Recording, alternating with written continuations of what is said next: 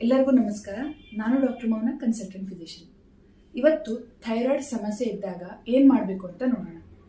ನಿಮ್ಗೇನಾದರೂ ಥೈರಾಯ್ಡ್ ರೋಗ ಲಕ್ಷಣಗಳು ಅಂದರೆ ಸಿಂಪ್ಟಮ್ಸ್ಗಳು ಕಂಡು ಬಂದಲ್ಲಿ ನಿಮ್ಮ ಹತ್ತಿರದ ಫಿಸಿಷಿಯನ್ನ ಒಪಿನಿಯನ್ ತಗೊಳ್ಳಿ. ಅವರು ಬ್ಲಡ್ ಟೆಸ್ಟ್ ಮಾಡಿಬಿಟ್ಟು ನಿಮಗೆ ಅವಶ್ಯಕತೆ ಇರೋ ಮಾತ್ರೆನ ಕೊಡ್ತಾರೆ, ಡೋಸೇಜ್ನ ಅಡ್ಜಸ್ಟ್ ಮಾಡ್ತಾರೆ. ಹಾಗೆಯೇ ಥೈರಾಯ್ಡ್ ಪರೀಕ್ಷೆ ಮಾಡಬೇಕಾದ್ರೆ ಬೆಳಿಗ್ಗೆ ಖಾಲಿ ಹೊಟ್ಟೆಲೇ ಪರೀಕ್ಷೆ ಮಾಡಬೇಕು. ಆದಷ್ಟು ಬೆಳಗ್ಗೆ 8 ಗಂಟೆ ಒಳಗೆ ಟೆಸ್ಟ್ ಮಾಡಿಸಿದ್ರೆ ಉತ್ತಮ. ಹಾಗೆಯೇ ನೀವೇನಾದರೂ ಥೈರಾಯ್ಡ್ ಮಾತ್ರೆ ತಗೊಳೋರಾಗಿದ್ರೆ ಟೆಸ್ಟ್ ಮಾಡಿಸೋ ದಿನ ಥೈರಾಯ್ಡ್ ಮಾತ್ರೆಯನ್ನ ತಗೊಳ್ಬಾರ್ದು. ನಿಮ್ಗೇನಾದ್ರೂ ಹೈಪೋಥೈರಾಯ್ಡಿಸಮ್ ಇದೆ ಅಂದ್ರೆ ನಿಮ್ಮ ಡಾಕ್ಟರ್ ಈ ತರದ ಮಾತ್ರೆಗಳನ್ನ ಕೊಡ್ತಾ ಇರ್ತಾರೆ.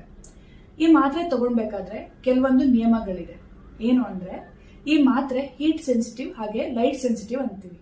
ಅಂದ್ರೆ ಲೈಟ್ ಎಕ್ಸ್ಪೋಜರ್ ಆದಾಗ ಹಾಗೆ ಜಾಸ್ತಿ ಹೀಟ್ ಆದಾಗ ಈ ಮಾತ್ರೆ ತನ್ನ ಪವರ್ನ ಕಳ್ಕೊಳುತ್ತೆ.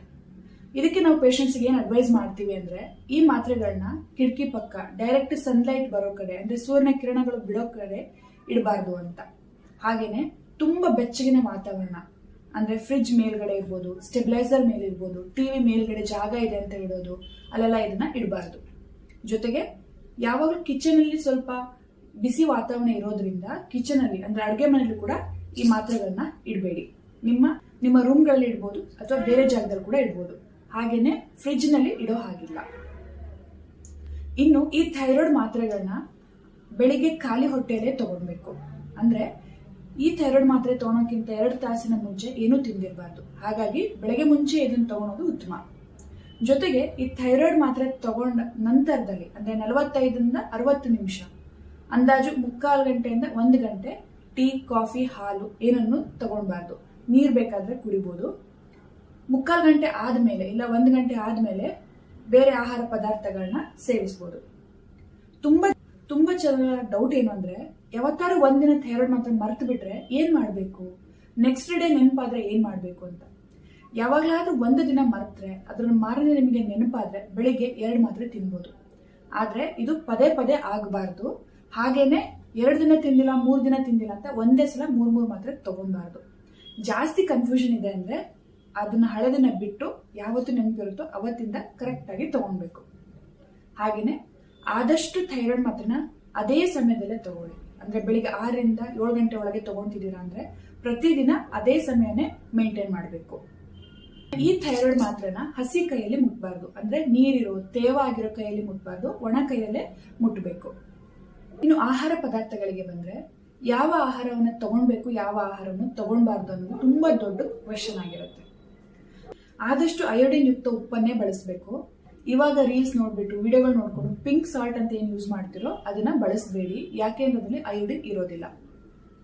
ಇನ್ನು ಯಾವ ಪದಾರ್ಥಗಳನ್ನ ಬಳಸಬಾರ್ದು, ಏನು ತಿನ್ನಬಾರ್ದು ಅಂತ ಹೇಳಿದ್ರೆ ಜಂಕ್ ಫುಡ್ಸ್, ಮೇನ್ ಆಗಿ ಬೇಕರಿ ಐಟಮ್ಸ್ಗಳಿರ್ಬಹುದು, ಹೊರಗಿನ ಊಟ ತಿಂಡಿ ಇರ್ಬೋದು, ಕರೆದ ಪದಾರ್ಥಗಳಿರ್ಬೋದು, ಪ್ರೊಸೆಸ್ಡ್ ಫುಡ್ ಅಥವಾ ಪ್ಯಾಕ್ಡ್ ಆಗಿರೋ ಫುಡ್ ಆಗಿರಬಹುದು, ಚೈನೀಸ್ ಫುಡ್, ಹೊರಗಿನ ಪದಾರ್ಥಗಳನ್ನ ಆದಷ್ಟು ಅವಾಯ್ಡ್ ಮಾಡಬೇಕು.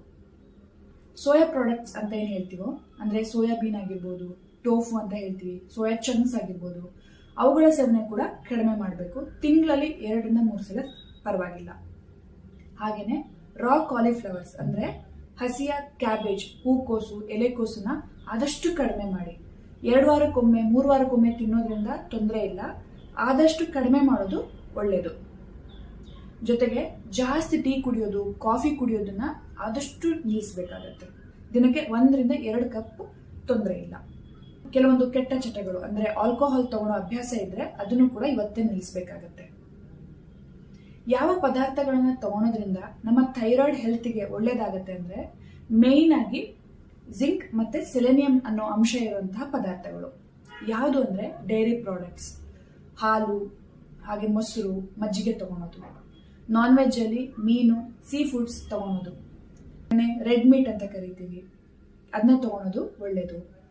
ಪಂಕಿನ್ ಸೀಡ್ಸ್ ಅಂದ್ರೆ ಕುಂಬಳಕಾಯಿ ಬೀಜ, ಸನ್ಫ್ಲವರ್ ಸೀಡ್ಸ್, ಸೂರ್ಯಕಾಂತಿ ಬೀಜ, ಫ್ಲಾಕ್ ಸೀಡ್ಸ್ ಅಂದ್ರೆ ಅಗಸೆ ಬೀಜವನ್ನು ತಗೊಳೋದು ಒಳ್ಳೇದು. ಚಿಯಾ ಸೀಡ್ಸ್ ಅಂದ್ರೆ ಕಾಮಕಸ್ತೂರಿ ಅಥವಾ ಸಬ್ಜಾ ಬೀಜಗಳನ್ನ ಉಪಯೋಗಿಸಿದ್ರೆ ಒಳ್ಳೇದು. ಶೇಂಗಾ ಒಳ್ಳೇದು. ಹಾಗೇನೆ ರಾಜ್ಮಾ, ಚೋಲೆ ಅಥವಾ ಕಾಬೂಲ್ ಕಡಲೆ ಅಂತ ಹೇಳ್ತೀವಿ, ಚಿಕ್ ಪೀಸ್, ಬೇಳೆ ಕಾಳುಗಳನ್ನ ತಗೊಳೋದ್ರಿಂದ ಒಳ್ಳೇದಾಗುತ್ತೆ. ಇನ್ನು ಹಸಿರು ತರಕಾರಿಗಳಲ್ಲಿ ಪಾಲಕ್ ಸೊಪ್ಪು ತುಂಬಾ ಒಳ್ಳೆಯದು. ವಾರದಲ್ಲಿ 1 ದಿನ ಪಾಲಕ್ ಸೊಪ್ಪನ್ನ ಬಳಸಿ.